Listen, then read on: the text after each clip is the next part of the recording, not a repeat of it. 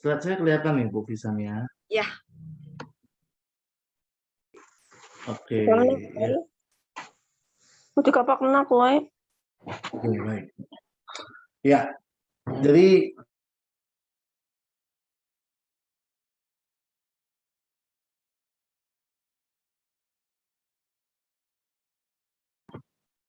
oke, Bapak Ibu, selamat malam semuanya. Malam hari ini kita akan berbincang-bincang ya Bu Fisan ya. Jadi agak sedikit berbeda, tetap ada slide-nya, tapi slide-nya tidak sebanyaknya ya, sebanyak biasanya. Tapi kita akan talk show ya Bu Fisan ya. Ya, betul. Nah, konsepnya talk show ya. Jadi Anda pun boleh terlibat Bapak Ibu ya. Nah, ya tema malam hari ini adalah cara pintar cepat hamil ya. Siapa saja yang harusnya ikut mendengarkan penjelasan saya malam hari ini? Ya, mungkin sebagian dari Anda belum berkeluarga. Nggak apa-apa. Ini adalah satu pendidikan, satu ilmu yang menjadi bekal buat Anda pada saat Anda berkeluarga, ya. Atau Anda yang sudah menikah, tetapi Anda sudah menikah tetapi belum punya keturunan. Atau memang belum punya keturunan ini memang baik disengaja ataupun tidak disengaja. Disengaja itu artinya mungkin dia masih belum mau program hamil ya, ataupun tidak disengaja ya memang nggak bisa punya anak, belum dikasih.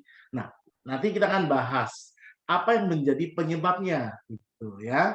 Dan juga satu lagi adalah kalau kita bicara tentang kenapa harus ikut seminar hari ini, ya mungkin Anda yang sudah pernah berhasil untuk anak pertama, tapi Anda mau coba untuk anak kedua, begitu. Ada orang yang anak pertama berhasil, anak kedua sulit banget mendapatkannya. Nah, ini juga akan saya bahas hari ini, ya. Nah, itulah kenapa temanya adalah cara pintar cepat hamil. Bagi Anda yang sudah nggak bisa punya anak lagi, ya minimal ilmu ini bisa untuk anak cucu Anda nantinya, ya. Betul nggak Bu Fisan? Iya dong. Dan dokter pinter aja cari topiknya pas lagi saya MC dan kebetulan ini saya mengalami sendiri malah dok. Oke, nggak masalah Bu. Ya. Dulu. Iya. Iya, karena ini bukan hanya permasalahan Bu Fisan ya, tapi banyak orang mendapatkan tantangan ini. Nah, ini yang kita harus bahas. Mungkin ada kurangnya di sini, kurang di sini, mungkin kurang garam, kurang gula. Iya ya dok ya, kenapa ya kok kayaknya apa di zaman modern atau karena kesibukan atau apa ya? Setidaknya di lingkungan sekitar saya juga banyak yang mengalami hal ini loh. Nggak saya doang. Betul. Jadi gini ya, yang saya mau bicarakan tentang ya proses normalnya dulu ya misalnya. Jadi kenapa orang itu bisa punya anak dulu? Normalnya gimana? Gitu. Ada beberapa syarat kalau mau punya anak. Pertama, dia sudah puber. Kalau belum puber, nggak bisa punya anak. Ya, sudah puber tuh artinya hormon seksual baik pria maupun wanitanya itu sudah tercipta dengan baik dan ada tanda-tanda pubernya, akhirnya tubuhnya di bagian organ reproduksinya bisa menghasilkan yang namanya sel sperma dan sel telur. Itu dulu, ya. Yang kedua, kalau mau punya anak harus punya pasangan. Kalau nggak suami, istri, ya. Punya sendiri, bukan punya tetangga, ya. Ya, jadi kalau memang sudah punya ya itu syarat utama gitu ya. Nah, bagaimana tentunya kalau orang mempunyai anak bukan hanya dia sudah puber ya, tapi dia juga masih produktif. Kalau wanita itu dia belum menopause, kalau pria belum andropause. Nah, itu yang harus diingat dulu. Jadi kalau memang itu sudah terlaksana, ya udah mereka masih bisa punya anak. Nah, dan kalau kita bicara kalau hormonnya lagi bagus, itu lebih gampang punya anak. Makanya kalau wanita itu kalau bisa paling umurnya itu paling lambat 29. Kalau pria paling lambat ya 30-an masih oke, jangan sampai 40-an. Nah, Jadi kalau udah 40 ke atas itu agak turun sudah hormon seksual baik pria wanita. Nah, kesuburannya pun sudah tidak seoptimal dari umur yang tadi saya sebut. Tuh. Nah, jadi kalau orang mau punya anak itu ya pastinya mereka melakukan prosesnya dan keluarlah yang namanya sel sperma dan sel telur. Nah, jadi sel sperma ini dia akan membuahi sel telur. Nah, dengan energi yang ada, dengan tenaga yang ada dari sel sperma, nah sel sperma ini akan berenang menuju sel telur dan membuahi sel telur. Nah, untuk berenangnya itu perlu energi yang cukup. Untuk bisa menembus sel telur itu harus punya energi yang cukup. Nah, makanya kenapa orang nggak bisa punya anak, salah satu mungkin gangguan di sperma tadi. Nah, untuk supaya punya anak, sel telur pun harus berkualitas, harus mateng, harus masak. Makanya ada orang yang sel telurnya nggak masak-masak, seperti pada penyakit polikistik ovari, PCO, ya dia nggak bisa punya anak. Nah, setelah dia masak, dia baru bisa dibuahi oleh sel sperma. Ya, nah kalau sel telur ini sudah masak tapi tidak dibuahi oleh sel sperma, ya, nah inilah akhirnya sel telur ini mengalami kekecewaan. Nah, ibaratnya menunggu sperma nggak datang-datang nih ceritanya. Ditungguin PHP nih kayaknya nih. Ya, nggak datang-datang. Akhirnya sel telurnya kecewa, ya. Kecewa ya Bu Fisan ya. Iya, sakit hati ya, Dok. Kecewa. Ya, jadi kecewanya sel telur ini diekspresikan dengan menangis. Menangisnya itu menangis darah. Nah, itu yang namanya menstruasi gitu. Ya, jadi menstruasi itu terjadi karena sel telur itu tidak dibuahi. Jadi kalau orang tanya, menstruasi itu apa? Peristiwa sedihnya sel telur karena sel sperma tidak datang-datang. Nah, gitu. Makanya kalau orang itu hamil, dia berhenti menstruasinya. Nggak mungkin dia hamil dia menstruasi. Karena sel telurnya dibuahi. Begitu ceritanya. Jadi bapak-bapak nggak mungkin ada menstruasi ya. Karena nggak punya sel telur. Telur sih ada, sel telur nggak ada. Gitu ya. Nah, oke. Nah, itu prosesnya. Makanya yang membuat orang itu nggak bisa punya anak, nah ini gangguan ini. Apakah faktor laki-laki atau faktor perempuannya? Ya, atau faktor keduanya, atau ada satu faktor yang tidak diketahui penyebabnya. Artinya dicek semua bagus, nah itu harus banyak berzikir, meminta doa dari yang di atas. Itu sekian persen pasti ada. Nah, jadi kalau kita bicara seperti itu, nah pertama dari usia juga harus dipertimbangkan. Nah, dan juga kalau Anda mau mengatakan ini nggak bisa nih, saya ada gangguan ini, itu nggak bisa sebulan menikah langsung bilang, ya saya nggak bisa punya anak. Nggak bisa. Ada kriterianya. Nah, kriterianya apa? Tergantung istrinya umur berapa. Nah, kalau istrinya umur 20 tahun, 30 tahun, ya di bawah 30 lah, udah nyoba tanpa KB setahun. Ya, udah coba. Nah, dengan berbagai gaya. Nggak berhasil. Baru periksa ke dokter. Apa penyebabnya? Jangan sebulan nggak bisa punya anak, langsung periksa ke dokter. Belum. Coba terus. Setahun. Tapi kalau wanitanya usia 30 sampai 40 tahun, 6 bulan. Jadi harus perang perangnya itu 6 bulan dulu dan perangnya. Campurnya 6 bulan. Tapi kalau misalnya dia 40 tahun dan belum menopause, 40 tahun ke atas, kalau nggak bisa punya anak, nah itu biasanya segera diperiksa, sebulan pun diperiksa.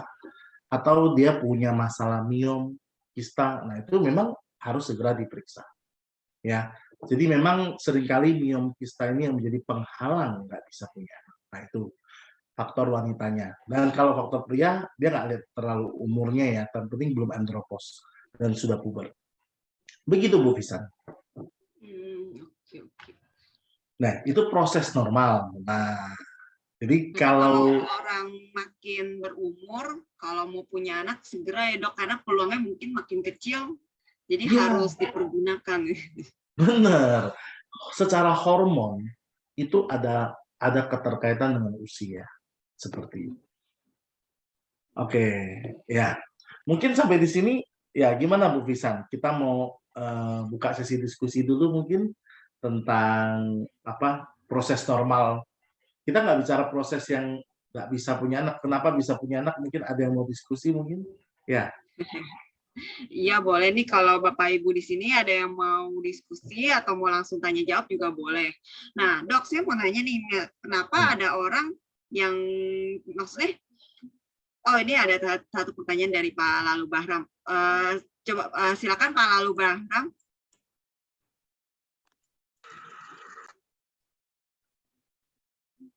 Ya, malam Pak Lalu Bahram. Tadi udah kebuka. Nah, halo. ya silakan. Malam Pak Lalu Bahram. Selamat malam. Iya. Assalamualaikum Pak Dokter. Waalaikumsalam. Ini saya ada nanya sedikit dok. Yang pertama pertanyaan saya, bagi laki-laki yang kena hernia, itu apa bisa mempengaruhi untuk hormonalnya untuk mendapatkan momongan?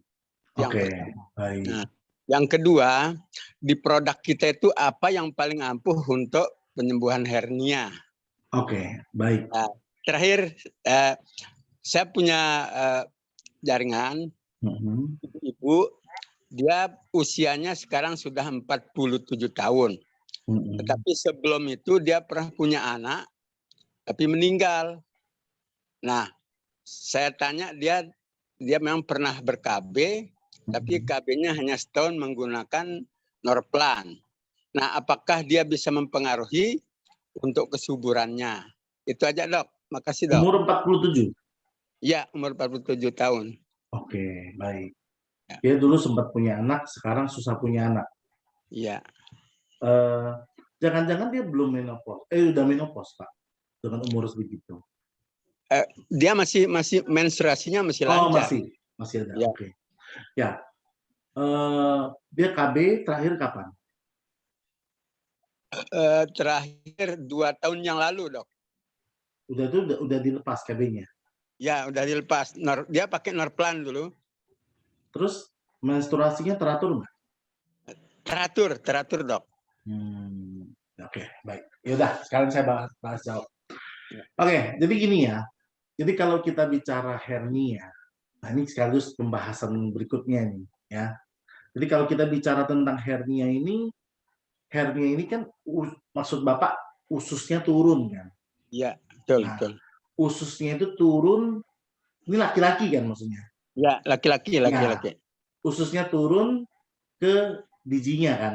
Gitu ya. kan Pak maksudnya? Ya, nah, ya itu mempengaruhi. Kalau memang dia di bijinya itu ususnya turun sama itu mempengaruhi. Ya. Karena untuk pembentukan sel sperma itu buah jakar itu perlu suhu yang bagus ya, dan tidak diganggu oleh sesuatu. Nah, contohnya hernia. Jadi memang kalau ini kan ada juga yang terjadi pada anak-anak. Kalau dia masih kecil biasanya kita nggak anjurkan operasi dulu ya. Tapi kalau dia udah mulai besar baru kita anjurkan operasi. Dan memang di sini ya hernia ini nggak bisa kita cuma minum produk, karena kita minum produk emang kita berharap produk itu keluarin tangan angkat ususnya naik. Iya. Itu perubahan anatomi namanya, bukan perubahan fisiologi.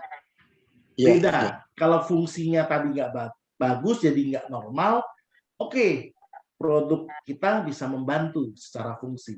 Ini berubah tempat, jadi harus dilakukan tindakan sehingga harus dibantu dengan diangkat hernianya, kembalikan ususnya ke atas di rongga perut, baru pemulihnya dibantu dengan produk Greenwood seperti kalsium ataupun zinc untuk pemulihannya. Iya. Tapi kalau mengganggu itu bisa jadi salah satu mengganggu. Nah, inilah. Kalau jadi hernia itu harus dioperasi ya Pak ya. Ya, Nah, ya. sekarang saya sekaligus dari pertanyaan Pak Lalu Baram ini saya akan jawab nih. Saya akan menjelaskan juga. Apa sih faktor-faktor seorang pria atau seorang wanita nggak bisa punya? Ya. Ini yang kita harus cari tahu dulu nih, apa faktornya. Jangan ya ini tahunya gimana? Ya diperiksa. Seringkali ya kalau pasangan suami istri itu ya bapaknya ngomong, ibu aja yang periksa, bapak nggak apa-apa. Ya. Ibunya bilang, bapak juga lah. Jangan-jangan bapaknya bermasalah. Dia dorong ke bapaknya. Karena laki-laki itu biasanya lebih nggak terima ya kalau dikatakan dia nggak subur ya atau lu mandul sih gitu kan. Jadi kan nggak terima biasanya. Nah, jadi karena dia nggak terima, biasanya dia nggak mau diperiksa gitu. Walaupun dia udah curiga-curiga dia mungkin dia. Karena biasanya curiga-curiga kayak gini. Oh kok misalnya nih dia istri bukan istri pertama dia tapi istri kedua. Begini maksudnya. Gitu. Si istrinya itu bukan suami sekali, udah suami 2 kali sama dia. Jadi mungkin istrinya dulu sempat punya anak dengan suami pertama, sama dia nggak punya anak. Nah biasanya kan laki-laki ini mulai curiga, jangan-jangan saya nih yang nggak subur, yang mandul. Jadi ya biasanya disuruh istrinya periksa, bapak juga ikut periksa, dia bilang nggak mau gitu. Nah bapaknya juga dorong, ibu aja yang periksa.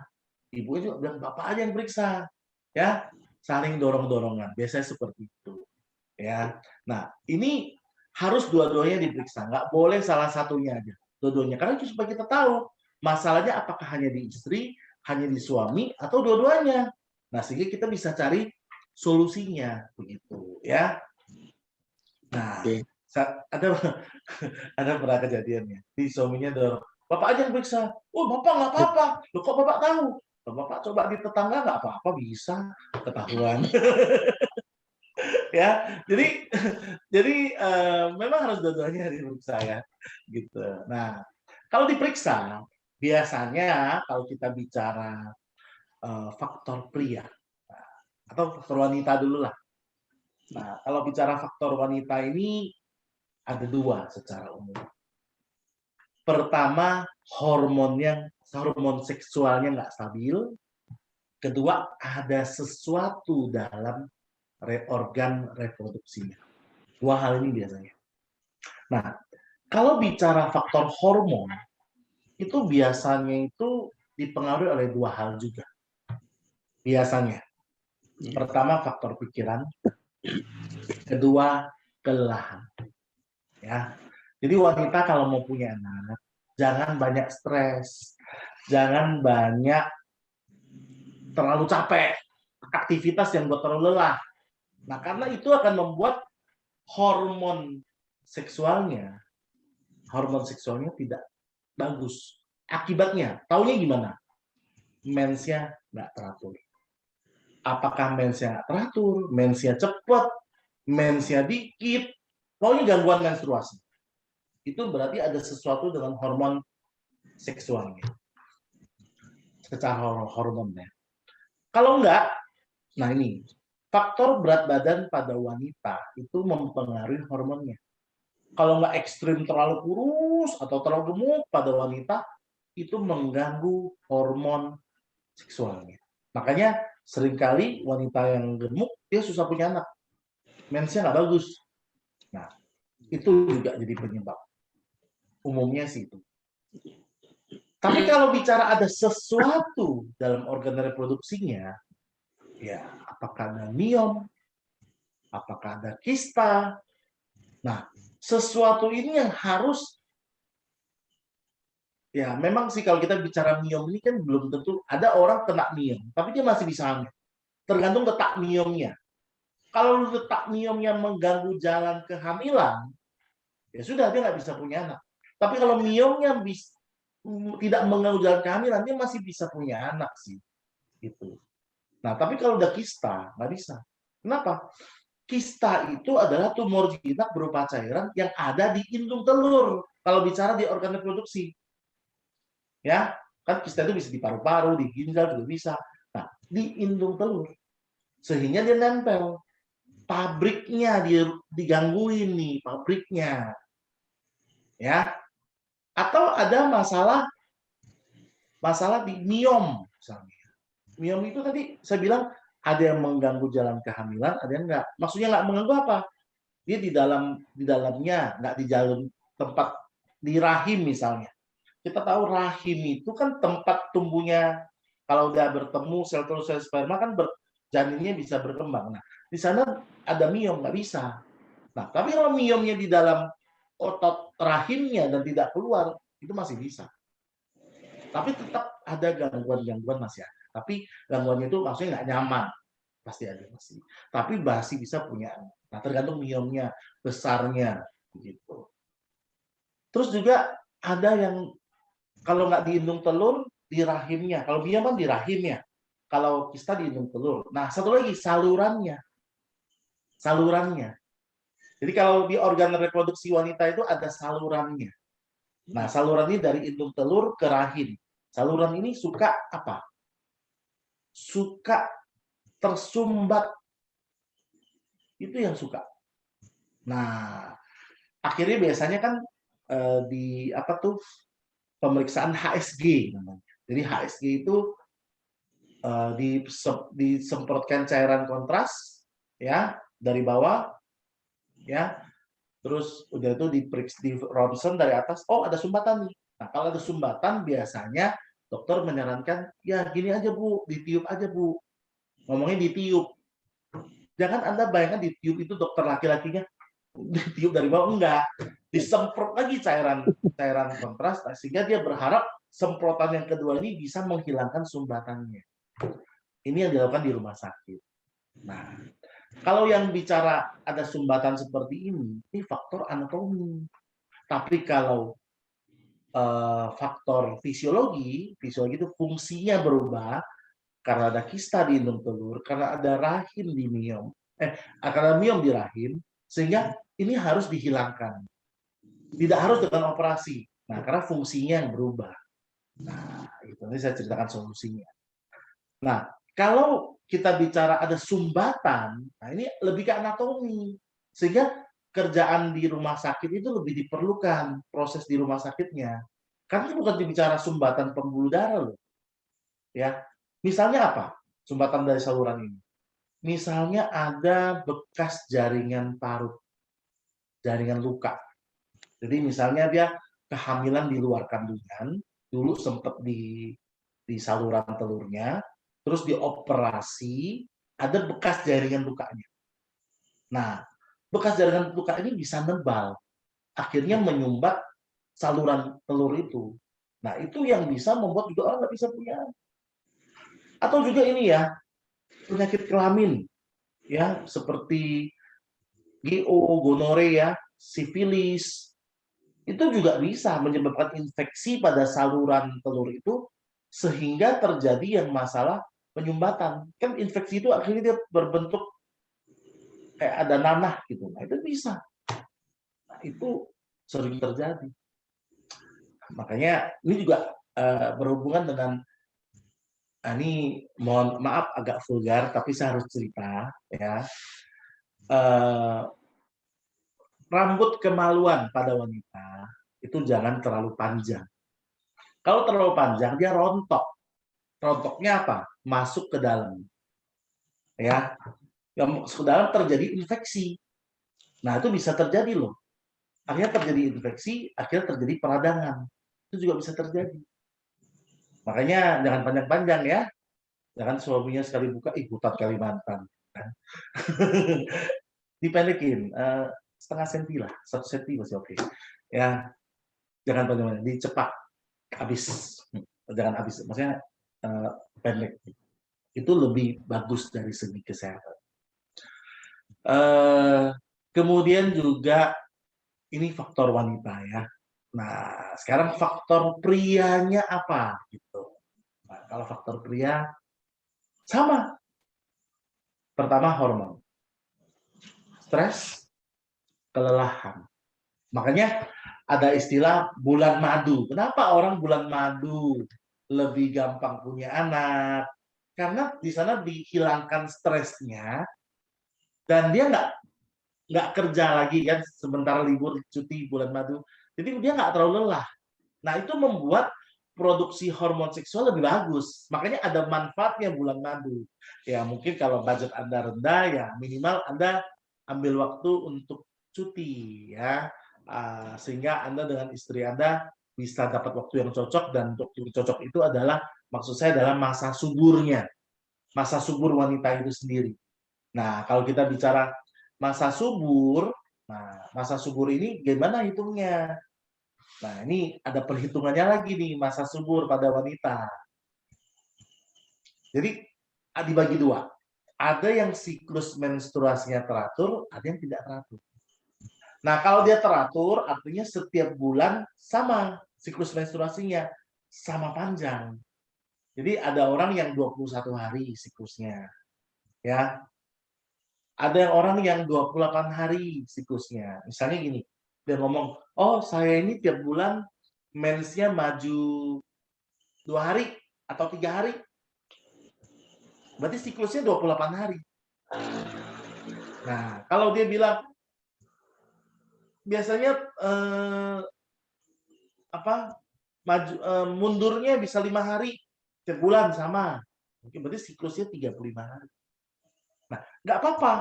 Asal dia masih dalam 21 hari ke 40 hari masih oke. Yang penting setiap bulan sama. Ya, jarang sih yang 40. Tapi tiap bulan sama. Itu teratur namanya. Itu bagus. Nggak harus kita bahas dia panjang atau pendek. Pokoknya teratur. Sama tiap bulan. Nah, yang nggak bagus itu yang tidak teratur. Tiap bulannya nggak sama. Dia bilang, saya nggak tahu pasti nih kapan mens saya. Ada kadang-kadang 21 hari, bulan depannya 28 hari, nggak sama panjang. Akhirnya dia nggak tahu kapan.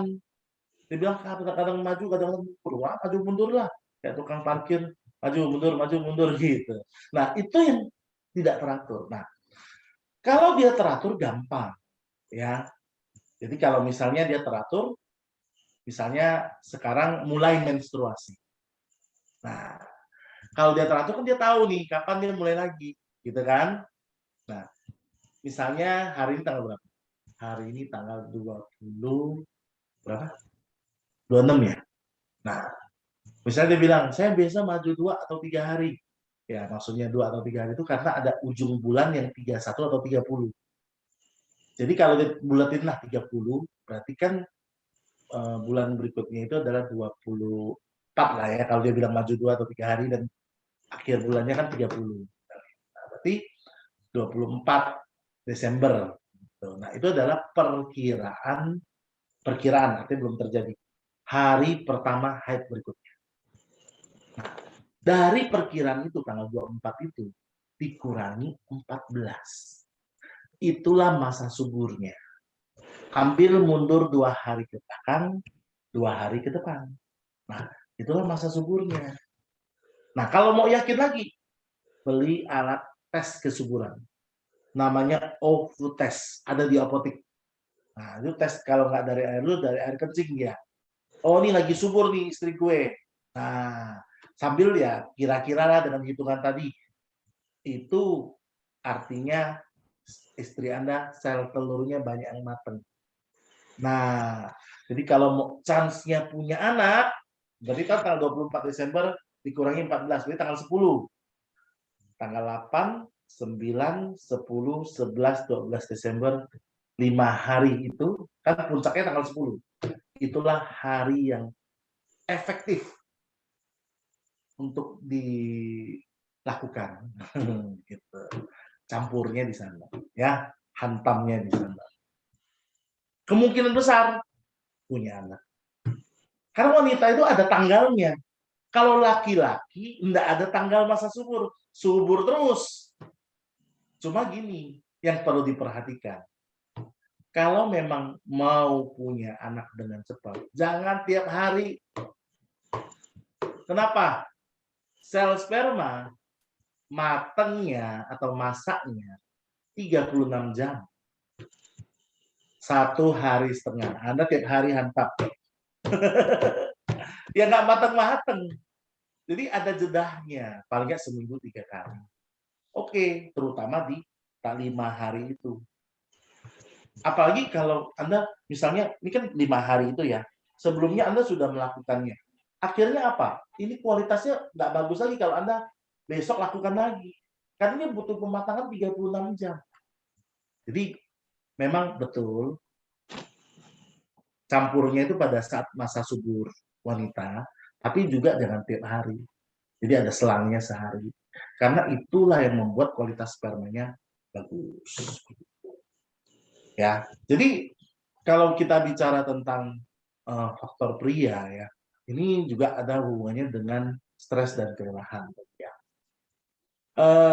Ujung-ujungnya masalah sperma biasanya. Ya, kalau yang bukan masalah sperma ya tadi masalah hernia, ya, termasuk juga varikokel. Mungkin Anda pernah dengar. Itu juga faktor anatomi harus dioperasi. Jadi pembuluh darah vena pada dekat dengan kelaminnya itu melebar, varises. Nah, itu harus operasi. Operasinya gampang kok, 10 menit aja sama dokter bedah. Tak lama-lama, 15 menit. Tentu operasi yang tidak bahaya. Ya, jadi itu memang harus dibantu operasi. Tapi kalau dari spermanya, berarti fungsi dong, bukan anatomi. Nggak pakai operasian. Dia nggak berubah ke tempat. Fungsinya berubah. Dari yang tadinya sperma bagus jadi nggak bagus. Nah, ini yang memang bisa dibantu dengan produk klinis. Nah, kalau kita bicara sperma, Anda harus tahu nih, buatnya di mana. Ada yang tahu nggak buatnya di mana? Ayo. Dia lembab itu yang menjadi rusak kelentet ujung bawah sama ujung atas itu bisa perih, bisa sakit. Ya, nah, buatnya di mana? Pertanyaan saya gini, buatnya di mana sel sperma? Coba, yang lain mungkin ada yang mau jawab? Belajar biologi lagi nih, Dok. Apa Bu Fisan? Kita belajar biologi lagi nih.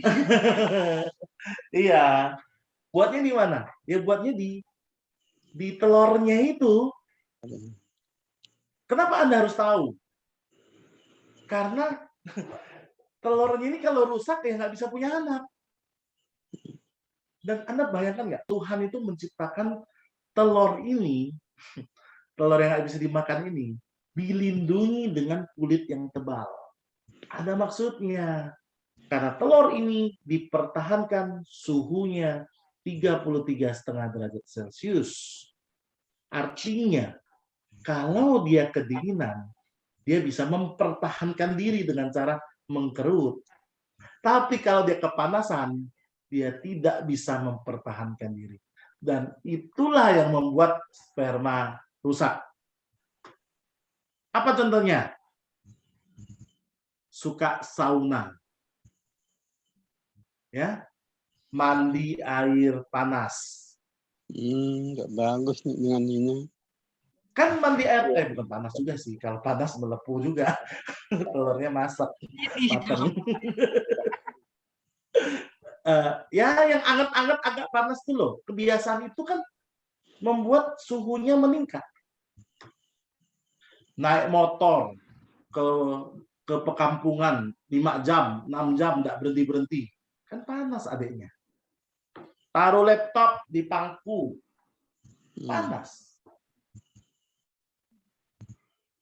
Tukang masak dekat api.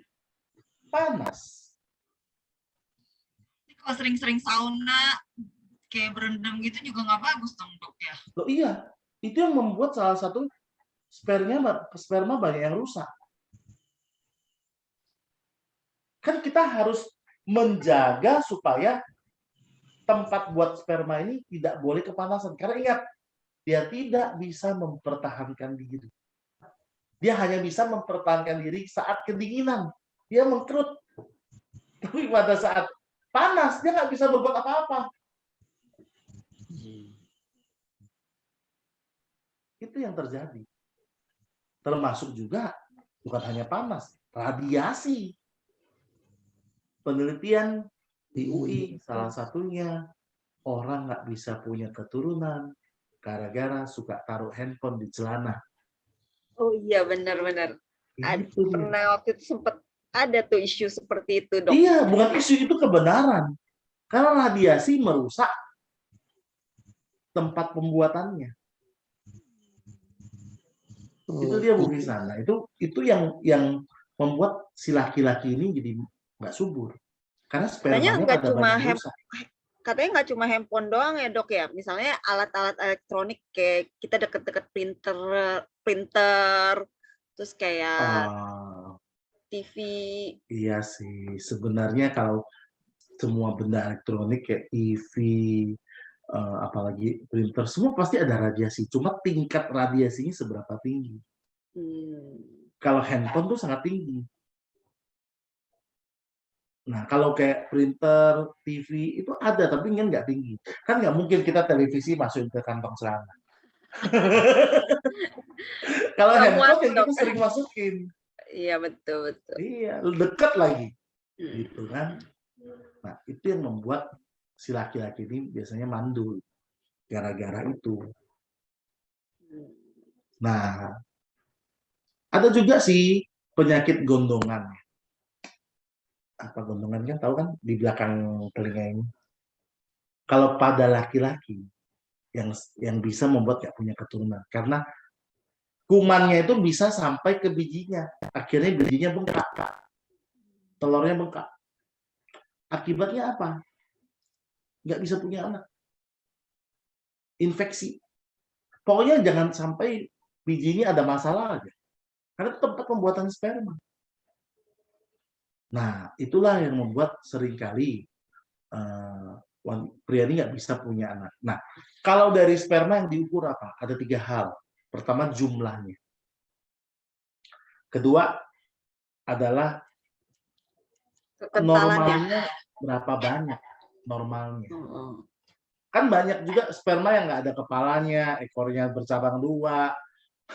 Nah, pokoknya ada yang nggak normal bentuknya. Itu nggak bisa punya anak.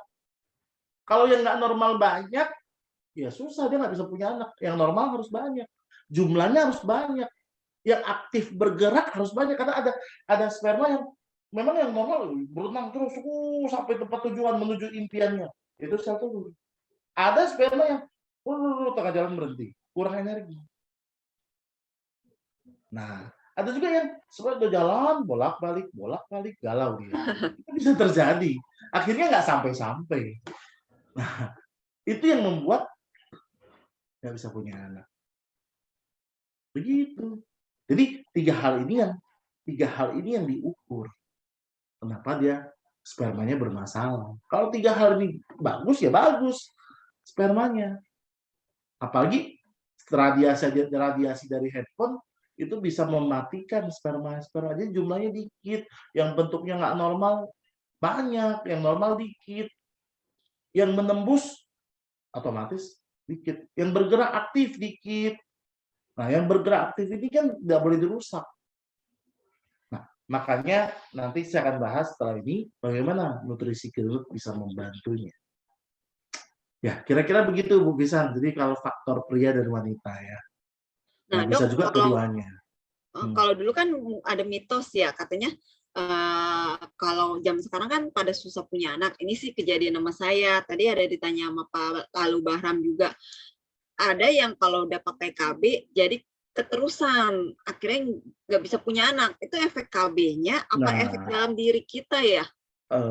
Kalau bicara tentang KB ya, ini kan dia pakai, ya memang biasanya orang kalau pakai KB ya, apalagi KB hormon ya, biasanya dia waktu berhenti, nggak langsung dia menstruasinya ada. Ya, jadi menstruasinya itu kayak dia merasa belum normal lagi. Nah, itu memang butuh penyesuaian. Ada yang seperti itu. Jadi, kalau seperti itu ya kita dorong dengan yang bisa membantu metabolisme hormon seksualnya. Salah satunya kidney for women, zinc, dan cordyceps. Nah, karena proses KB ini masih ada pengaruhnya, waktu dia berhenti pun masih ada pengaruhnya, terutama KB hormon. Nah, sehingga ini yang memang harus dibuat kembali normal secepatnya dengan tadi. Memang ada pengaruhnya. Oke. Nah, salah satunya ya kalau kita di Greenwood, kita bisa berikan zinc, cordyceps, dan kidney for women. Begitu, Bu. Oke, oke. Jadi ada faktor juga yang tidak diketahui sih. Nah, ini artinya sudah dicek kemana-mana, istrinya nggak apa-apa, suaminya nggak apa-apa. Nah, ini faktor yang tidak diketahui. Ini sekian persen aja sih, kecil. Tapi kalau paling tidak gini ya, sebenarnya ini biasanya banyak yang terjadi. Dia coba terus, akhirnya dapat. Tentunya dibantu dengan usaha dia meningkatkan kesuburan dia. Nah, jadi meningkatkan kesuburan tadi seperti produk zinc, cordyceps, dan juga yang namanya kidney for women atau men. Nah, dan laki-laki mengkonsumsi yang namanya V-Power bukan hanya untuk seksualnya, tapi juga meningkatkan hormon testosteron. Oke, mungkin ada yang mau bertanya? Mungkin ya Bu Fisan ya. Ya, kita lanjut ya, Dok. Nih tadi ada Mas Sutami, Pak Mas Sutami. Silakan, Pak.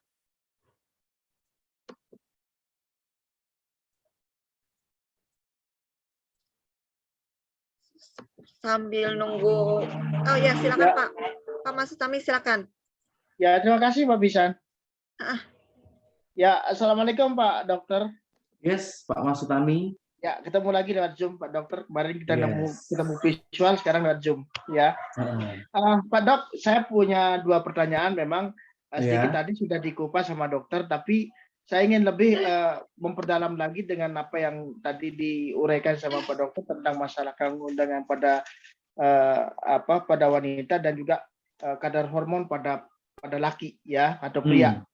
Nah, jadi saya memiliki sebuah kasus pada salah seorang pelanggan saya beberapa bulan yang lalu, anggaplah tahun yang kemarin sebelum pandemi lah gitu. Si pria ini pernah mengkonsumsi produk kita, anggaplah dia mengkonsumsi V-Power dan juga Cordy ya. Kemudian sebelumnya daya seksualnya sih biasa-biasa saja gitu, tapi setelah mengkonsumsi produk itu daya seksualnya kok tinggi. Dia cerita sampai 5 kali dalam 1 malam. Ini benar tidak, saya tidak tahu, tapi itu ceritanya menyebar sampai beberapa pelosok desa gitu ya. Nah, yang pertanyaan saya, apakah dengan tingkat daya seksual seorang pria ini tinggi bisa mempengaruhi tingkat kesuburan pada wanita, dan yang kedua bagaimana tingkat kadar hormon laki-laki itu, karena kan tidak ada jedanya ya, menurut dokter kan kadar jedanya bisa berpengaruh. Nah, apakah memang karena daya seksual tinggi ini yang mempengaruhi kadar kesuburan, tingkat kesuburan wanita itu menjadi kurang. Yang kedua, ada juga pelanggan saya mengalami hamil anggur ya. Jadi hamil gugur. Apakah hamil anggur ini bisa disebabkan oleh faktor kelelahan atau barangkali lemah kandungan yang di luar anggaplah di luar daripada penyakit pada rahim wanita. Jadi yang saya ingin tanyakan, apakah hamil anggur ini bisa disebabkan oleh faktor kelelahan atau lemahnya kandungan di luar daripada penyakit biasa pada rahim gitu. Gitu aja Pak Dok, terima kasih. Oke, baik. Jadi kalau kita bicara hormon seksual ya, baik pada laki-laki maupun perempuan, itu apakah ada hubungannya dengan libido atau nafsunya? Ada. Kita lihat aja. Anak muda, mas baru puber, yang dimana hormon seksualnya masih tinggi, libidonya cenderung lebih tinggi. Wanita yang sudah menopause, libidonya sudah tidak begitu tinggi. Umumnya seperti itu. Jadi ada hubungannya dengan libido dengan yang namanya kesuburan, karena sama-sama dikarenakan hormon seksual yang meningkat, begitu. Ya, itu jawab pertanyaan pertama dari Pak Mas Sutami ya. Jadi memang ada hubungannya. Nah, masalah berapa kali dia minta istrinya yang penting bisa nyanggupi, ya sudah. Tapi gini ya, saya udah bicara pematangan sel sperma itu butuh waktu. Beda dengan wanita. Pematangannya 36 jam. Jadi jangan sampai ya memang lagi program satu hari hantam 5 kali ya kualitas spermanya nggak bagus. Karena itu butuh waktu untuk mateng. Walaupun secara bahan baku ada. Begitu. Ya gimana juga ya kalau nafsu sudah tinggi ya susah juga ya. Jadi memang edukasinya di sana. Begitu. Jadi sebenarnya bukan dari kuantitas, tapi kualitas ya, Bro. Iya, kualitas. Dia berpikir 5 kali sehari. Peluangnya lebih gede malah. Ya, kalau presentasi sih iya. Chance orang gabung lebih besar. Tapi kalau chance punya anak bukan dari jumlah, tapi kualitas. Ya, kapan waktunya? Jangan kalau bisa lagi happy bulan madu itu lebih bagus. Ya kalau nggak punya budget ya di kos-kosan nggak apa-apa. Tapi yang penting tidak lelah, tidak banyak pikiran, itu secara terbentuknya hormon bagus, sel sperma atau sel telur juga bagus. Itu yang lebih penting. Ya. Terus satu lagi Bapak tanya apa tadi ya? Saya lupa ya tadi ya, sebentar. Apa Pak Mas Tami? Satu lagi tentang apa ya? Karena apa efek obat ya? Efek suplemen dok ya? Bukan deh. Pak Mas Tami tadi tanya satu lagi apa ya? Pokoknya ada 2 deh yang ditanya. Pak Mas Utami? Ya, silakan Pak. Ya, ini ya, sorry ini mic-nya ini tadi. Yang kedua yang saya tanyain tadi, Dok, terkait dengan wanita yang mengalami hamil anggur. Oh ya, hamil anggur. Artinya ini ya, kan bener. hamil gugur gitu ya. Kemudian yang jadi pertanyaan saya, apakah ini disebabkan oleh faktor kelelahan atau karena faktor lemah kandungan? Artinya ini yang kita faktor fisiknya yang di luar dari penyakit rahim pada wanita. Jadi yang saya tidak bicarakan ini adalah bukan penyakit rahimnya, tapi ini faktor istilahnya faktor fisik seseorang wanita ini apakah disebabkan karena kelelahan atau karena lemahnya kandungan sehingga menyebabkan terjadinya hamil anggur, Pak Dok. Oh, oke. Jadi gini ya. Jadi kan harusnya waktu waktu proses hubungan ini kan terjadi janin kan, diharapkan itu. Tapi janinnya ini nggak terbentuk gitu. Jadi kalau karena dia nggak terbentuk, dia menyerupai kayak anggur gitu, bukan manusia. Jadi nggak bentuk janin, tapi anggur kayak gitu. Nah, itulah yang disebut hamil anggur. Bukan anggur beneran yang muncul, bukan. Nah, sehingga itu harus dikuret, ya. Jadi kuret, nggak bisa punya anak, bed rest 3 bulan, baru program lagi. Gitu. Jadi kalau kita bicara hamil anggur ini, karena sel sperma itu membuahi sel telur yang kosong. Atau bisa terjadi 2 sperma yang membuahi 1 sel telur. Nah, kembali lagi, yang sering terjadi itu yang kosong. Nah, kualitas dari sel telur. Wanita ini gizinya harus bagus, makanya kalau dia kurang gizi ya, makanya kalau orang mau menikah, sebenarnya 6 bulan sebelum dia program punya anak nih, dia sudah mulai memperhatikan gizinya. Termasuk dia konsumsi spirulina, kalsium yang cukup, apalagi spirulina, itu bagus juga tuh. Kalau perlu detox dulu dengan sitosan, jadi apakah dia seorang perokok ya, si pria ini detox dulu dengan sitosan habis-habisan sebelum dia program, termasuk setelah detox toniknya, gizinya yang diperhatikan. Apakah dengan memberikan spirulina, kalsium, sehingga kalau gizinya bagus, hormonnya bagus, kualitasnya semua bagus, kualitas sel telur akan bagus, nggak kosong. Itu dia.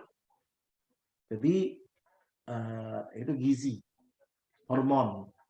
Begitu, Pak.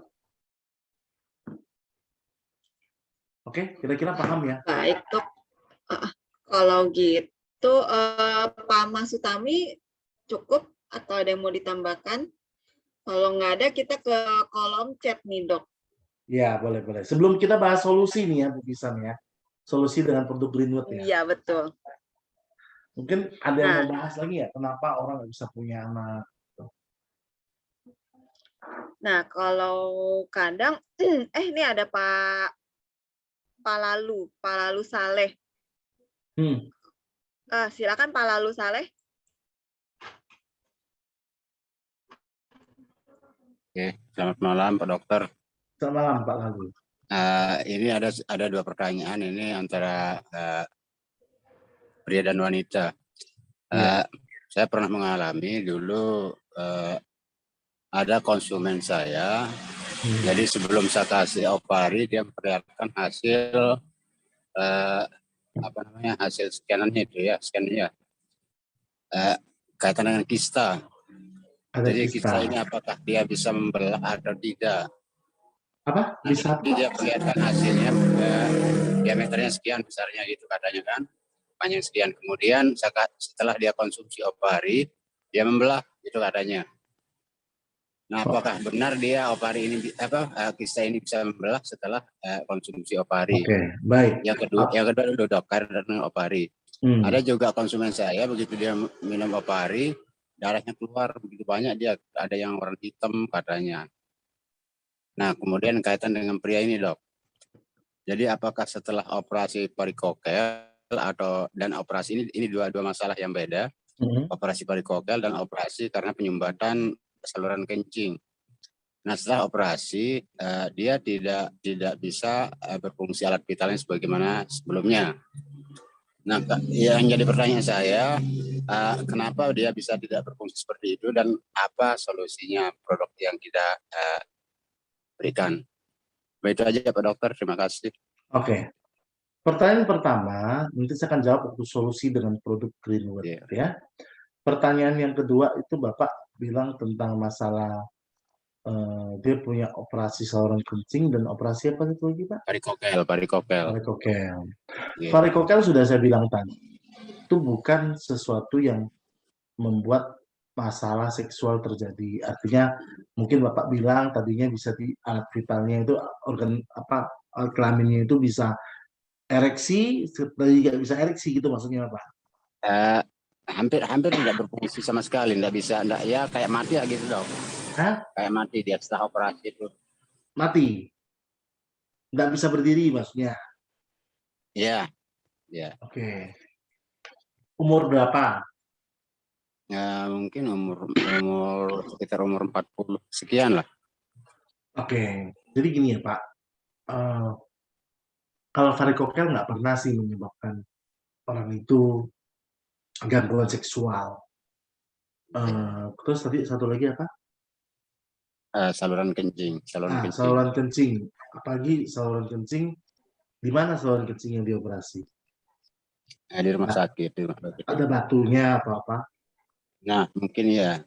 Tapi kok setelah operasi tidak berfungsi gitu. Nah, ada batunya ya harusnya nggak ada terjadi gangguan seksual. Kalau dokternya nggak ada saraf yang kepotong. Ya bisa juga sih kesalahan di operasinya, tapi kan kecil ya, bisa dokter bedah udah paham.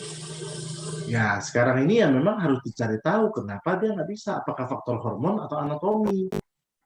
Kalau faktor hormon ya kita berikan zinc, cordyceps, itu kidney formen, sehingga secara ginjal dia kuat, fungsi seksual kuat. Gitu Pak.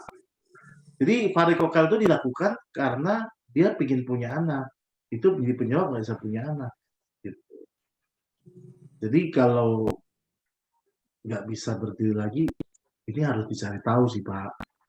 Apakah ada sesuatu yang kesalahan pada operasinya atau memang ya faktor hormon. Tapi kalau bicara setelah operasi langsung bermasalah kayak gitu ya ini harus dikonsultasikan sih dengan dokter bedah.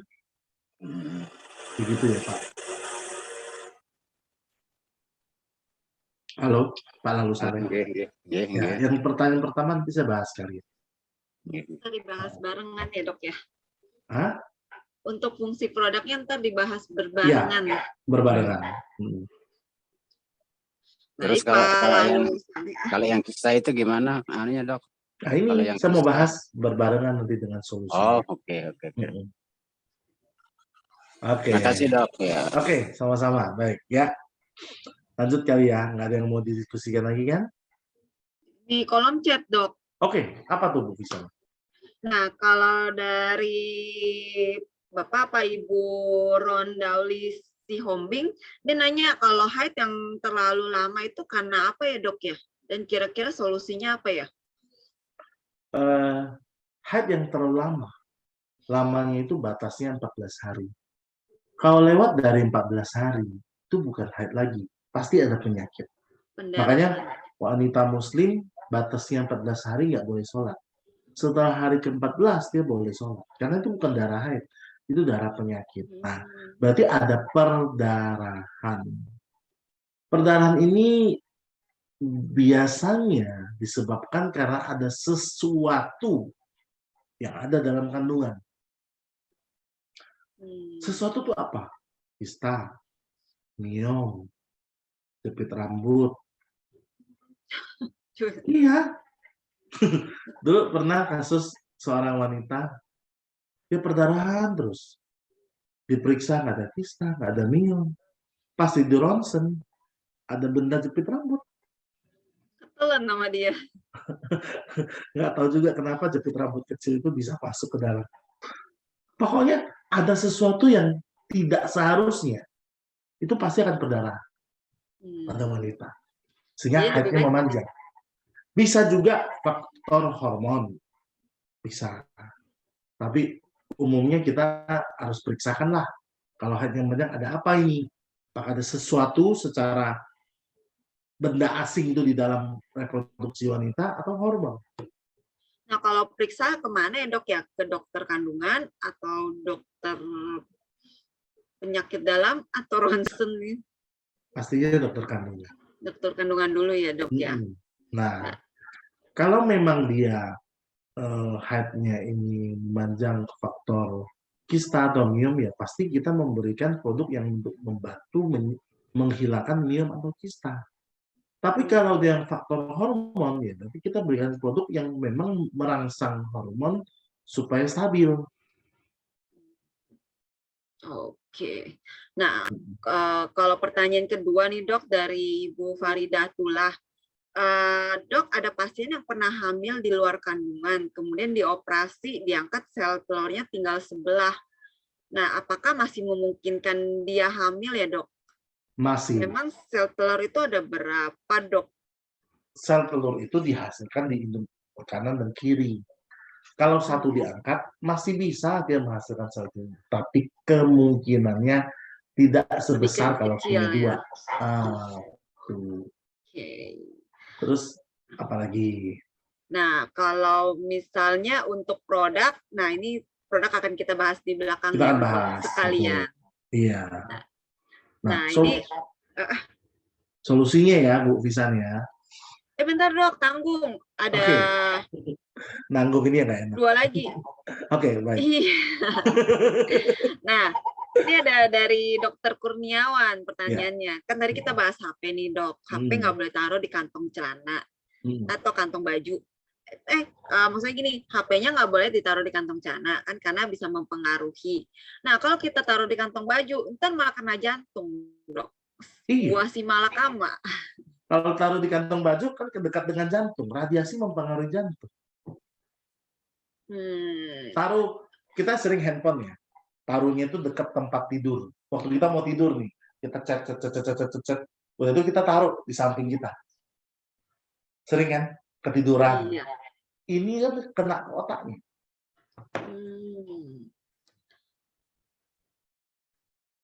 Adanya kanker otak. Radiasi itu kan mempengaruhi. Ya kalau taruh di dada ya dekat jantung bener. Dekat yang mana ya? Radiasinya lebih mempengaruhi. Makanya jauh-jauh taruh handphone. Gitu. Jangan juga di luar rumah hilang. Nah, kalau saran dari Pak Robert tuh apa kita pakai kalung turmalin kita yang pendan, Dok? Oh Karena iya, kan betul sekali. Heeh. Jadi kalau kita pakai kalung turmalin pendan, itu radiasinya bisa lebih dicegah ya. Jadi tidak mempengaruhi tubuh.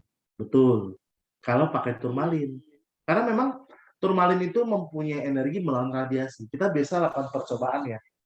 Orang yang tadinya kita nggak kasih handphone nih ya, dibandingkan dengan orang yang dikasih handphone di saku bajunya atau celananya, lebih lemah orang yang dikasih handphone sakunya, karena radiasi itu melemahkan tubuh kita, melemahkan organ tubuh. Itu bisa dicoba, bisa didemo.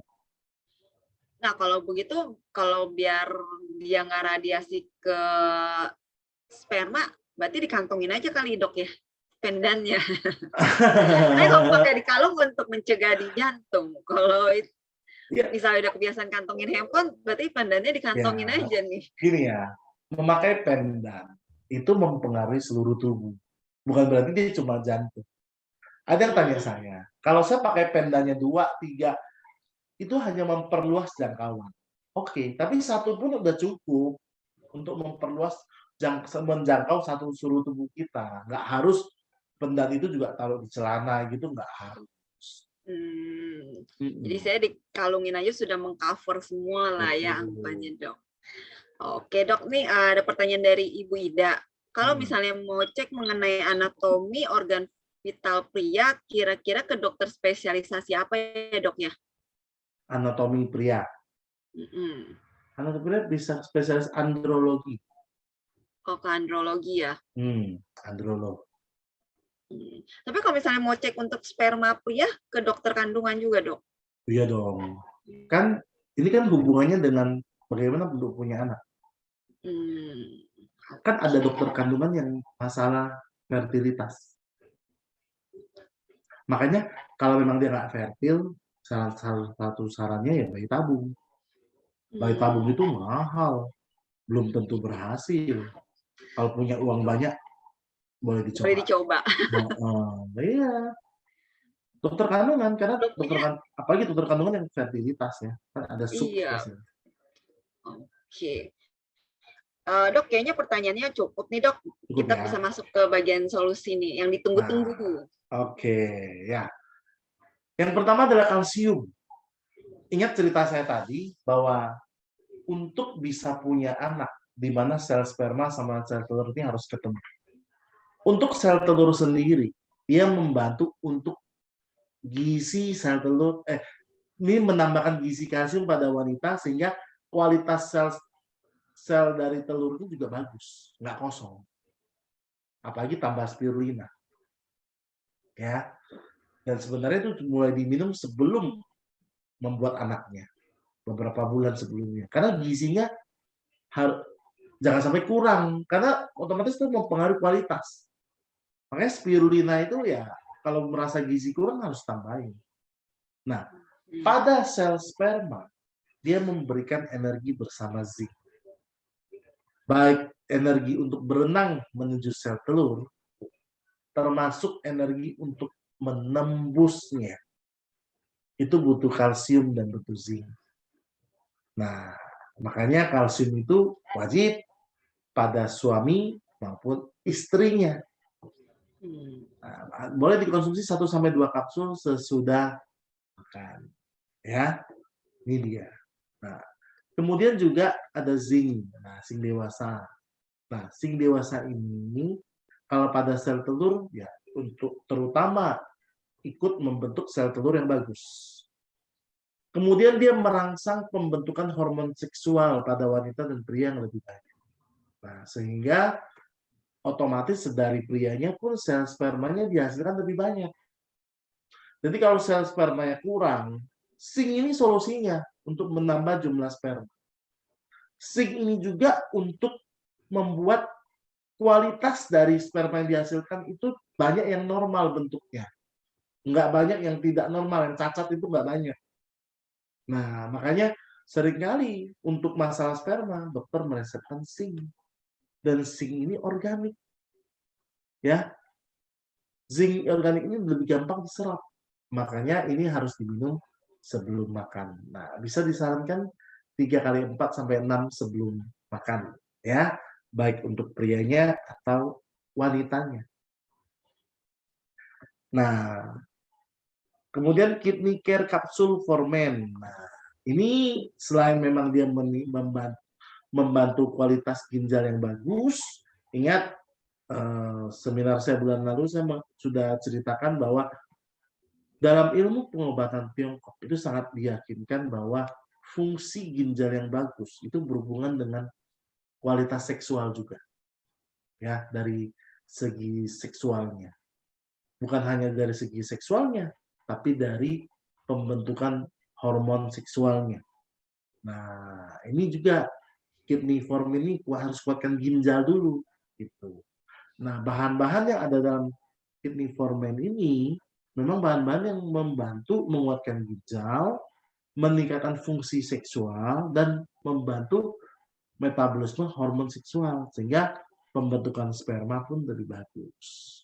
Ya, jadi ini bisa dikonsumsi 3 kali 2 sampai 4 kapsul sesudah makan.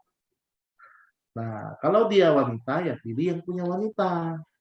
Kandungannya ya tentunya menguatkan ginjal wanita, dan dia juga membentuk hormon seksual yang bagus pada wanita, dan otomatis juga membantu pembentukan sel telur yang berkualitas. Ya, jadi ginjal itu dikuatkan, itu fungsi seksualnya bagus, kesuburannya bagus. Nah, jadi bisa dipilih kalau pria yang wanita punya, tergantung buat siapa. Nah, kalau kalsium zinc tadi suami istri minum, termasuk yang namanya Cordy, ya, Cordyceps. Nah, inilah yang juga bukan hanya menyuburkan, menguatkan ginjal, tapi juga dia untuk kalau pada wanita, ya, dia sama seperti produk sebelumnya, membantu meningkatkan jumlah sperma yang bagus, sel telur yang bagus.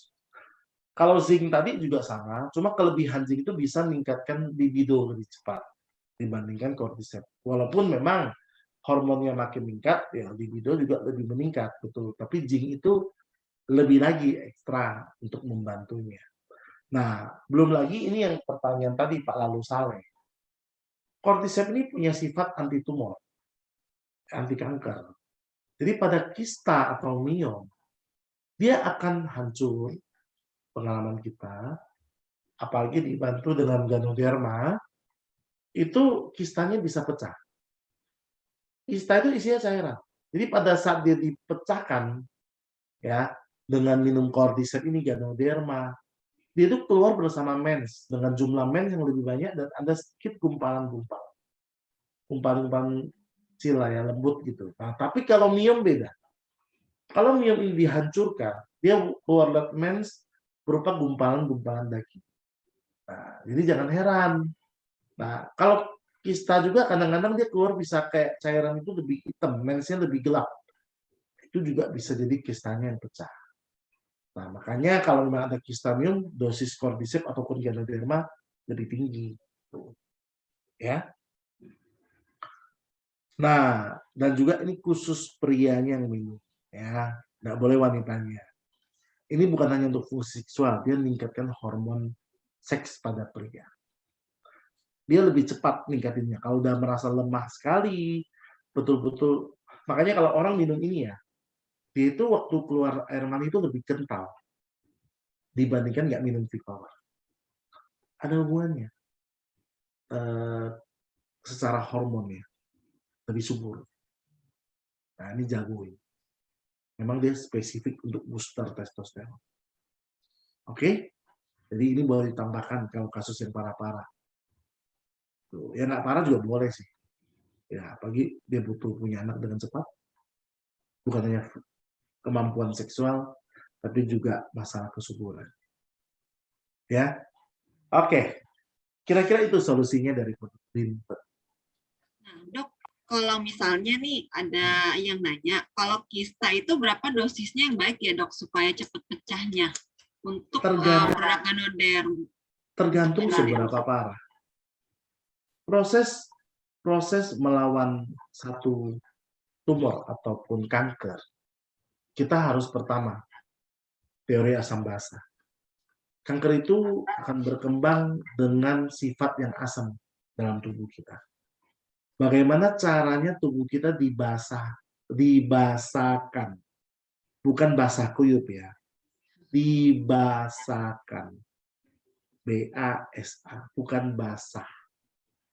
Apa caranya? Berikanlah produk Greenwood yang sifatnya basah. Dalam pembahasan saya 3 bulan sebelumnya, saya pernah membahas tentang sifat alkali dalam tubuh.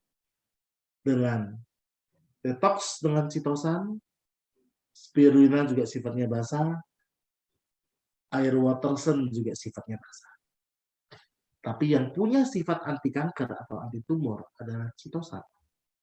Karena chitosan bersama dengan kordi itu bisa merangsang pembentukan sel natural killer, sel pembunuh kanker, yang merupakan bagian dari sistem limfosit T. Ya, kalau ada dokter di sini saya ceritakan seperti itu. Jadi chitosan buat basahin dulu, detox dulu selama 2 minggu misalnya, habis itu masuk dengan kordi, Ganoderma. Itu akan lebih cepat. Minumnya air waterson, hasilnya akan lebih cepat. Tubuh kita dibuat basah, diserang kanker atau tumornya seperti kista atau miom, hasilnya lebih cepat. Dan tentunya dosisnya harus tinggi, semakin tinggi semakin cepat. Jadi kalau untuk pengobatan miom, kista ataupun kanker, ya sekali minum 8, 10, 20, 3 kali sehari. Baik dok. Ini ada dari kolom chat lagi juga dok, dari Ibu Silvi. Dia udah usia pernikahannya sudah masuk ke tahun ke-16 dan belum punya hubungan. Oh, usia pernikahannya sudah berapa? 16 tahun. Hah? 6 tahun? 16 tahun. Dan dia suami istri juga sekarang umurnya udah kepala 4. Oke. Nah, dia sebenarnya di tahun ke-5 pernikahannya itu dia ada periksa ke dokter. Dari hasil pemeriksaan itu dari suaminya itu semburan spermanya kurang. Nah, maksudnya dia periksa karena dia merasa semburan spermanya kurang. Kurang jauh, kurang banyak atau apa? Bukan dok, jadi dia kan sekarang dia udah 16 tahun nih. Di saat dia pernikahannya baru 5 tahun, dia ada pernah periksa ke dokter. Oh, 5 tahun. Karena mungkin karena belum bisa punya anak, belum ada momongan. Nah, di saat dia tahun ke-5 pernikahannya, berarti yang udah dulu itu dia periksa itu, kalau menurut hasil dari dokter itu permasalahannya ada dua-duanya bermasalah. Suaminya itu bermasalah di semburannya kurang kuat. Jadi misalnya harusnya 1.000, tapi suaminya mungkin cuma setengah, 500. Jumlah sperma ya sama semburannya. Nah, kalau suaminya itu sih perokok berat, tapi katanya sekarang udah berhenti. Kalau Bu Silvi sendiri, waktu di usia pernikahan dia 5 tahun, berarti 11 tahun lalu ya, waktu diperiksa itu diambil sel telurnya, hasilnya sel telurnya katanya kurang bagus. Nah itu kualitas. Makanya faktornya sekarang saya cuma bertanya sama Bu Silvi. Nggak bagusnya apakah pertama, Ibu sering stres, sering kelelahan, berarti yang mempengaruhi hormonnya. Sehingga hormonnya itu nggak stabil untuk menghasilkan kualitas sel telur yang bagus. Terus gizinya gimana? Ibu nggak suka makan sayur kah? Atau nggak suka makan protein kah? Atau ibu berat badannya terlalu kurus atau terlalu gemuk? Itu juga mempengaruhi hormonnya. Nah, supaya kualitas sperma bagus, pertama hormonnya dibetulkan dulu. Jangan terlalu capek, jangan terlalu banyak pikiran. Istirahat cukup, makannya bagus, ada sayur, ada protein, Jadi gizinya diperhatikan. Nah, itu Berarti dia. kalau walaupun udah kepala 4 masih ada peluang ya dok ya? Kepala berapa? Kepala 4 umurnya. Mau Suami kepala istri. berapapun, yang penting belum menopause. Oke. Nah, kalau misalnya pakai cara inseminasi itu, apakah akan menambah tingkat keberhasilan, dok? Ya, pasti. Tapi uangnya kuat nggak? Kalau kuat, silakan. Belum tentu sekali berhasil loh. Iya, mendingan inseminasi apa langsung tabung, dok? Ya, tergantung kasusnya sih. Tapi banyak loh orang yang berhasil gara-gara produk Greenwood. Jadi lebih Padahal baik dicoba. dia nggak perlu sampai inseminasi, nggak perlu sampai tabung, dia bisa berhasil. Cuma biasanya ada yang sabar, ada yang nggak sabar. Ada orang yang memang kan dia minum terbantu langsung. Ada yang mungkin harus nunggu beberapa bulan, sehingga ya contohnya gizinya dibetulkan, hormonnya dibuat stabil. Kalau mens yang udah nggak bagus, berarti kan masalah hormon. Gizinya mungkin kurang. Untuk bahan dasarnya membuat sel telur yang bagus kan hormon seksual bagus, gizinya bagus. Nah, itu butuh waktu kalau itu. Tapi kalau gizinya nggak masalah, masalah hormon saja nggak ada masalah anatomi, lebih gampang biasanya. Oke. Nah, kalau bicara suami, spermanya kurang, tambahin zinc yang banyak, cordyceps yang banyak. Kalau pergerakannya, kalsium yang harus masuk. Kalau bisa sih minimal kalsium, zinc, cordyceps. Itu minimal. Komplit lah ya, dok. Ya, kalau memang merasa hormonnya kurang, tambahin lagi V-Power supaya boosternya lebih cepat. Nah, dok ada yang nanya nih, masih masalah V-Power. Kalau misalnya mau bikin kental sperma itu bagusan V-Power apa Pilos ya, dok? Hah? Pilos ya. Oh, V-Power. V-Power tetap ya, dok. Karena bahan-bahan herbal yang ada dalamnya itu lebih banyak yang membuat faktor booster. Saya disebut booster itu berarti kan dia menaikkan dengan cepat hormon testosteron. Oke deh, dok. Nah, tadi kan dokter udah bilang, kalau dari pengalaman dokter, banyak yang berhasil dengan mengkonsumsi produk Greenwood. Nah, ini dari Bu Faridatullah juga menambahkan, dia sudah merekomendasikan dan dari yang dia rekomendasikan itu rata-rata berhasil. 4 orang sudah melahirkan dengan produk kita, produk Greenwood. Ini pengalaman langsung ya. Pengalaman dari Dokter Teddy dan juga dari Ibu Faridatullah. Nah, ini juga ada nih dari Ibu Nuroniah. Member saya hamil setelah 9 minggu. Oh, ini dia ada pertanyaan, dok.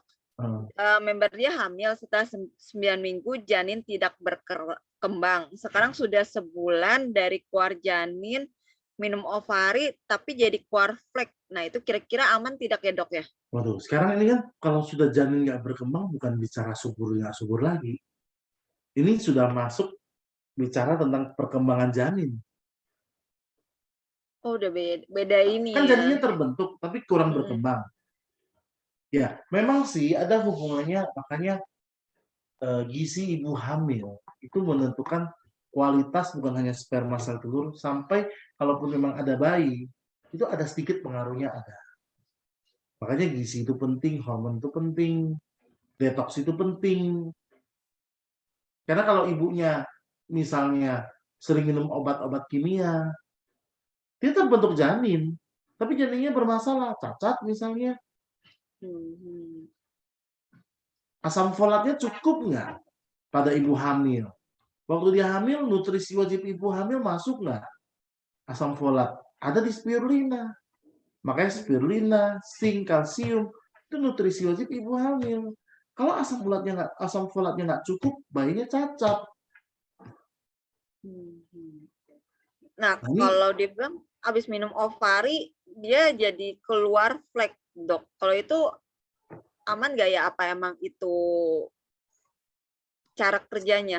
Sebenarnya aman, ovari itu diberikan. Tapi janinnya nggak berkembang, ini bukan pengaruh hormon lagi. bukan bicara hormon seksual lagi yang harus diberikan ovari. Kita harus atur ceritanya. Hormon tuh udah selesai. Hormon seksual udah selesai. Dia udah punya Tugasnya udah kelar janin. ya, menuju Udah tugas yang kelar. lain. Ngapain juga dikasih ovari? Sekarang cerita perkembangan janin. Berarti gizi ibu hamil. Gizi ibu hamilnya gimana nih? Kalsiumnya cukup nggak? Spirulinanya di dalamnya ada asam folat, ada vitamin-vitamin yang dibutuhkan, terutama asam folat. Nah, kalau gizi hamilnya aja nggak cukup, ya janinnya susah berkembang. Karena kan janin itu berkembang dari gizi ibunya. Betul sih. Nah, saya nggak tahu nih nggak berkembang seperti apa nih. Apakah spesifiknya saya nggak ngerti juga ya. Apakah cacat atau apa? Gitu sih tulisan. Oke. Nah, tadi untuk masalah produk-produk juga tadi sudah dokter jelaskan dan beserta dosisnya. Tadi aku ada lihat Pak Lalu Bahram, ada yang mau ditanyakan lagi, Pak? Boleh. Tapi Pak Lalu Bahramnya iya menghilang nih. Apa sinyalnya? Mungkin langsung praktek. Iya, udah dapat ilmu Sudah nih, ketemu apalagi tips ya. hari Jumat ya. Iya, apalagi hari Jumat nih dok. Besok kan Sabtu iya. kita udah pada iya. Nah, Bapak Ibu mungkin ada yang mau ditanyakan lagi. Kalau nggak ada berarti kita tutup nih ya dok sesi hari ini ya. Iya. Tuh Pak Lalu Itu Pak Bahram Lalu Bahram. Silakan Pak Lalu Bahram. Oke, nambah sedikit dok. Oh, nambah. Banyak juga nggak apa-apa Pak. Selama ini saya udah 7 tahun gelut ini Pak dok ya. Jadi yang untuk kesuburan itu mungkin kurang lebih sekitar 10 orang untuk kesuburan, untuk kehamilan itu sudah berhasil. Walaupun kadang-kadang 3 tahun udah perkawinan. Nah, tapi pertanyaan saya dok, kira-kira apa yang menyebabkan seorang ibu atau seorang perempuan itu kurang subur? Apakah memang pembawaan dari sejak lahir atau ada disebabkan oleh faktor-faktor makanan dan lain sebagainya? Itu aja dok, makasih. Kurang subur sejak lahir. Yang menyebabkan seorang ibu kurang subur itu apakah memang bawaan dari sejak lahir? Oh, enggak. Kita nggak bisa bilang sejak lahir. Minimal Bapak ngomongnya sejak puber. Minimal. Karena bicara dia balita nggak bisa, belum tercipta hormon seksual. Dia puber baru tercipta. Nah, minimal kalau bicara itu. Nah, bukan karena dari sejak lahir, bukan. Tapi karena memang bagaimana Tuhan sudah menciptakan pada saat puber, manusia itu mulai bisa memproduksi hormon seksual. Nah, kalau di anak-anak belum. Makanya, kan zing dewasa itu bisa meningkatkan nafsu, libido, karena hormon seksualnya ditingkatkan. Di ibu-ibu biasanya kalau mau kasih zing buat anak-anaknya, untuk menambah nafsu makan, biasanya bingung.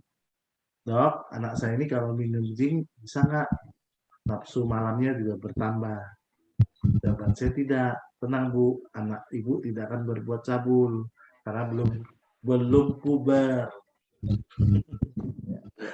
Gitu maksudnya. Jadi artinya ya sekarang kalaupun dia bermasalah dalam hormon seksual, pertama faktor apa yang membuat hormon seksual yang sudah diberikan Tuhan ini terganggu?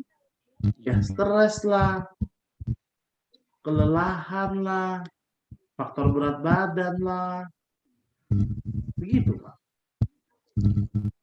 Atau memang kalau dengan radiasi HP tadi itu bisa mengganggu kesuburan juga dok? Apa? HP? Ya, radiasi HP bisa mengganggu. Iyalah. Dia bukan mempengaruhi hormon. Dia membunuh sel sperma, membunuh sel telur, merusak kualitas sel telur yang diciptakan. Saya tiba-tiba teringat, Bapak nanya begini ya. Pernah ada kejadian seorang wanita umur 22 tahun belum menstruasi. Harusnya sudah loh. 12 tahun, 11 tahun sudah mens. Dia sampai umur 22. Nah, salah satu diperiksa karena kolesterolnya kurang. Kolesterol ada baiknya buat pembentukan hormon seksual. Jadi otomatis kita sarankan banyak makan kuning telur, banyak makan seafood, supaya kolesterolnya meningkat dan itu sebagai bahan dasar untuk pembentukan hormon seksual. Terus apalagi yang bisa meningkatkan hormon seksualnya supaya dia cepat terbentuk sel telur dan akhirnya ada menstruasi? Ya, misalnya dia punya pacar. Nah, kalau dibandingkan dia tidak punya pacar, hormon seksualnya itu kurang maksimal. Kerasa nggak gini? Kalau orang punya pacar atau punya pasangan, itu kan kayak gimana gitu ya. Itu hormon seksual. Dipacu meningkat. Orang pacaran tidak bergandengan tangan, dengan bergandengan tangan, beda pemicuan hormon seksualnya. Dengan dia bergandengan tangan, hormon seksualnya meningkat. Yang ditandai libidonya sedikit meningkat. Ngerti nggak maksudnya? Jadi libido itu menjadi salah satu acuan hormonnya bisa naik, lagi naik. Gitu. Jadi ya kembali lagi, dia nggak bisa punya anak, apakah memang dia nggak menstruasi selama ini? Karena ingat menstruasi terjadi karena ada sel telur yang sedih karena nggak diapa-apain. Nah, gitu. Dok, ada kemungkinan kayak karena penyakit lain, maksudnya kayak temenku nih, dia menstruasinya sih nggak lancar. Terus ternyata pas dicek itu dia kayak PCO ya, katanya sel telurnya bantet dan itu karena diabetes. Oh enggak, gini, saya luruskan. Bukan karena diabetes. PCO itu poli itu banyak. Kistik itu kista. Jadi ovari ya ini. Jadi sel telurnya kecil-kecil, nggak terbentuk sempurna, pematangannya nggak sempurna. Pematangan terbentuknya sel telur dan untuk mematangkannya dengan baik, selain gizi, dia butuh hormon seksual yang bagus, yang kadarnya cukup. Pada orang PCO, ini terjadi satu masalah. Hormon seksual wanitanya turun, dan wanita itu ada sedikit hormon laki-laki, namanya androgen. Sedikit sekali pasti ada. Tapi ini malah meningkat hormon laki-laki pada wanita ini. Nah, akibatnya karena hormon laki-laki meningkat, ini yang membuat sel telurnya nggak matang-matang. Paham nggak maksudnya? Jadi hormon laki-lakinya itu mengganggu hormon seksual perempuannya pada diri wanita orang itu. Nah, orang ini biasanya memang minum obat gula, namanya metformin. Kondisi ini juga memicu gulanya tinggi. Makanya kalau hormon laki-lakinya tinggi, biasanya kadang-kadang pada wanita PCO itu ada terjadi namanya hirsutisme, bahasa kedokterannya. Timbul bulu di dada, kumis, karena hormon laki-lakinya tinggi, androgennya tinggi. Begitu. Jadi sebenarnya dia nggak diakibatkan oleh diabetes ya? Bukan. Bukan karena dia diabetes, terus dia PCO, bukan. Oke. Untuk Pak Lalu Bahram, apakah ada yang mau ditanyakan lagi, Pak? Udah cukup Mbak Pisang. Udah.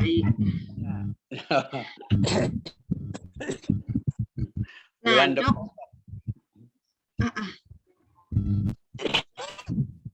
Nah, Dok, kayaknya untuk dari kolom chat sama yang raise hand udah pada ini sih, Dok, sudah pada ditanyakan. Oke, sip. Dokter, ada kesimpulan lagi, Dok, sebelum kita tutup sesi ini? Oke, jadi Bapak Ibu, kita simpulkan bahwa pertama, kalau memang Anda mau merencanakan sebuah kehamilan, yang harus diperhatikan adalah hormon seksualnya, gizinya. Ya, pastikan gizinya tercukupi dengan baik. Anda boleh lakukan perbaikan gizi kalau memang merasa kurang gizinya, paling nggak 3 bulan sebelum proses kehamilan. Idealnya 6 bulan. Nah, kalau memang Anda seorang perokok ataupun misalnya suka minum obat-obat kimia berbahaya ataupun obat kimia yang memang kalah dari dokter, Anda detox dulu. Saya dengan sitosan. Anda perlu membasahkan tubuh Anda lebih baik, ya. Nah, kalau memang seperti itu. Nah, setelah itu tips dari saya bukan hanya produknya ya, tapi edukasinya, ya. Contohnya, selain minum produk berikut, jangan stres, jangan kelelahan, jangan hantam tiap hari, kasih jeda supaya spermanya matang 36 jam. Itu kan tips yang kita perlu berikan selain kita sarankan dia minum produk apa. Nah, dan kalau memang kita lebih tahu siapa yang lebih bermasalah, misalnya kita sarankan dia periksa, oh wanitanya lebih bermasalah dibandingkan prianya. Dosis pada wanita pastinya lebih tinggi daripada prianya. Ya, kira-kira seperti itu, Bu Pisan. Nah, sehingga dengan semua ini dipenuhi dengan baik, bukan hanya produk, tapi Anda mengerti apa faktor-faktor yang pengaruhnya, tingkat keberhasilan untuk punya anak lebih tinggi lagi. Gitu. Baik, Dok. Terima kasih Dokter Teddy atas sharingnya pada hari ini. Nah, kalau kita mau tahu kan banyak dari orang yang keluarga yang sudah berkeluarga, kalau misalnya itu kan apalagi susah punya anak, jadi kalau misalnya itu pasti mereka berharap sekali, dan bisa dibilang kan anak itu adalah idaman ya bagi mereka yang susah punya anak. Nah, tadi juga dari sharing dokter, terus dari Testi juga yang lain. Nah, bagusnya gitu, maksudnya ilmu yang sudah didapatkan hari ini kita bisa berbagi dengan yang lainnya. Siapa tahu dengan ilmu kita mereka bisa berhasil dan bisa membantu meningkatkan kebahagiaan keluarga yang lain. Jadi kita dapat pahalanya banyak juga nih, Dok. Benar, betul bisa. Nah, ya baik, mungkin sesinya cukup sekian Dok untuk hari ini, dan terima kasih banyak Dokter Teddy yang sudah memberikan banyak sharing ilmu, dan ini benar-benar berguna sekali, apalagi seperti yang saya bilang ya tadi, ini kayaknya lagi ngetren nih, orang susah punya anak, karena saya sendiri merasakan. Ya, semoga Bu Pisan juga berhasil ya. Oh, aku udah berhasil Dok. Oh, udah berhasil, merasakan apa nih maksudnya? Udah tutup pabrik nih. Oh, merasakan orang lain banyak yang mendapatkan masalah ini. Iya, saya dulu lama sih Dok sebetulnya. Saya waktu itu hampir 4 tahun dari pernikahan. Nah, itu dia. Udah dicek mungkin nggak ada masalah ya. Nah, itu kadang-kadang harus bersabar. Iya sih, kuncinya bersabar, coba terus ya Dok ya. Betul. Pantang menyerah. Pantang menyerah. Baik, Dokter Teddy, terima kasih atas sesi trainingnya hari ini dan terima kasih sharingnya. Semoga sesi training hari ini tuh berguna untuk yang lain dan sudah sebagus seharusnya lah kita sharing bersama untuk materi ini agar kita bisa menolong lebih banyak orang lagi. Terima kasih Dokter Teddy dan terima kasih Bapak Ibu yang telah hadir pada hari ini. Kita ketemu lagi di lain kesempatan ya Dok. Makasih Dokter. Bye-bye. Thank you semuanya. Iya. Oke. Ya, terima kasih. Ya, bye-bye. Makasih semuanya.